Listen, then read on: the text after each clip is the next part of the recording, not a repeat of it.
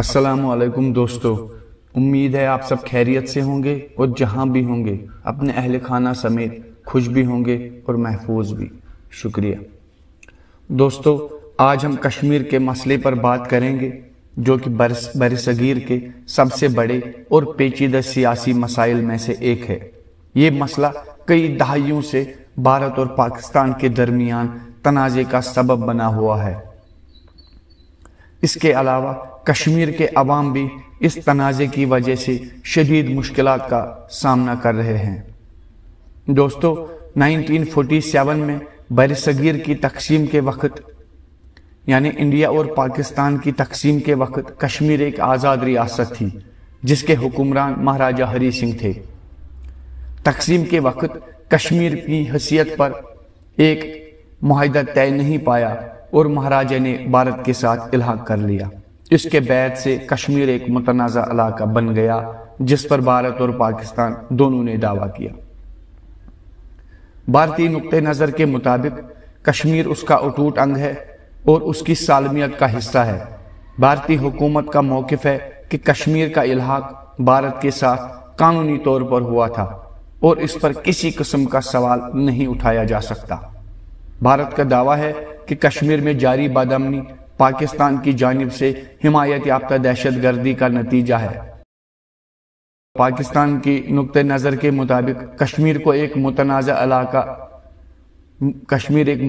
علاقہ ہے اور اس کی حمایت کرتا ہے کہ کشمیری عوام کو حق خوداریت دیا جائے تاکہ وہ اپنے مستقبل کا فیصلہ خود کر سکیں۔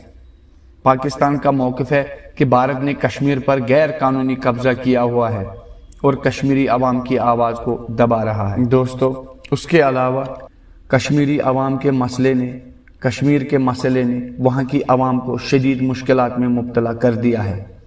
انسانی حقوق کی خلاف ورزیاں، لاپتہ افراد، جبری گمشدگیاں اور تشدد کے واقعات عام ہیں۔ کشمیری عوام کی زندگی مفلوج ہو چکی ہے اور وہ ایک مستقل خوف کے سائے میں زندگی گزار رہے ہیں۔ دوستو، بین الاقوامی برادری کشمیر کے مسئلے پر مختلف موقف رکھتی ہے۔ کچھ ممالک بھارت کے موقف کی حمایت کرتے ہیں جبکہ کچھ پاکستان کی حمایت میں ہے۔ اقوام متحدہ نے بھی اس مسئلے کو حل کرنے کے لیے مختلف قراردادیں منظور کی ہیں مگر تاحال کوئی ٹھوس حل سامنے نہیں آیا۔ نتیجہ، کشمیر کا مسئلہ ایک پیچیدہ اور حساس مسئلہ ہے جس کا حل تلاش کرنا ضروری ہے تاکہ وہاں کے عوام کو امن اور خوشحالی نصیب ہو۔ لائن آف کنٹرول، جسے LOC بھی کہا جاتا ہے، 1972 کے شملہ ایگریمنٹ کے تحت قائم کی گئی تھی۔ یہ کشمیر کے متنازع علاقے میں بھارت اور پاکستان کے درمیان حد بندی ہے۔ یہ خطہ ہمیشہ سے دونوں ممالک کے درمیان کشیدگی کا باعث رہا اور اکثر یہاں جھڑپیں ہوتی رہتی ہیں۔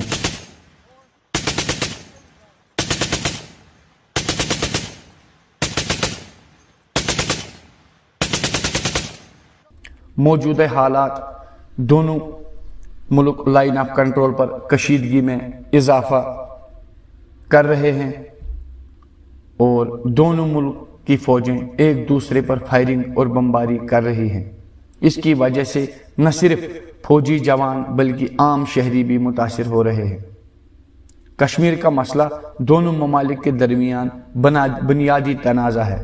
بھارت کا دعویٰ ہے کہ کشمیر اس کا حصہ ہے جبکہ پاکستان اسے متنازع علاقہ مانتا ہے۔ دونوں ممالک ایک دوسرے پر سرحد پار حملوں کے الزامات لگاتے ہیں جس کی وجہ سے کشیدگی بڑھتی ہے۔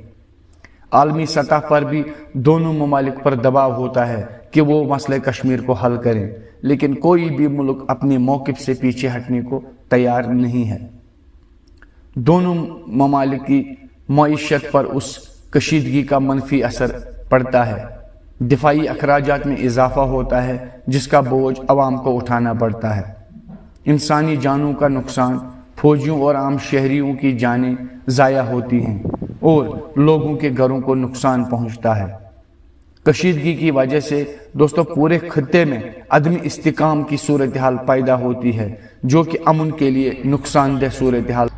دونوں ممالک کو مذاکرات کے ذریعے مسائل کو حل کرنے کی کوشش کرنی چاہیے बैनुल अक़वामी बरादरी अगर बराह रास्त मुज़ाकरात नाकाम हो जाएं तो बैनुल अक़वामी सालसी की मदद ली जा सकती है। अवाम के दरमियान राब्ते को बढ़ाने से कशीदगी कम की जा सकती है।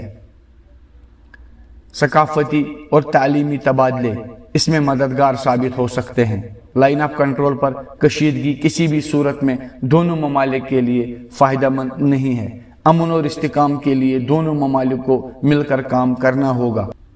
अक़वाम मुत्तहिदा ने भी इस मसले को हल करने के लिए मुख्तलिफ करारदादें मंजूर की हैं, मगर ताहाल कोई ठोस हल सामने नहीं आया।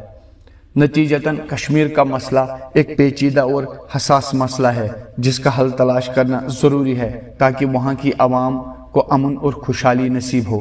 भारत और पाकिस्तान को बाहमी मुज़ाकरात के ज़रिए इस मसले का हल तलाश करना चाहिए और कश्मीरी अवाम की राय को भी मद्देनज़र रखना चाहिए। दोस्तों, कश्मीर का मसला सिर्फ भारत और पाकिस्तान के दरमियान का नहीं बल्कि ये वहाँ के अवाम के हुकूक और उनकी ज़िंदगियों का मसला भी है।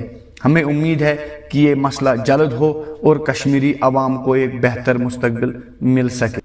दोस्तों, अमन और इस्तिकाम के लिए दोनों ममालिक को मिलकर काम करना होगा।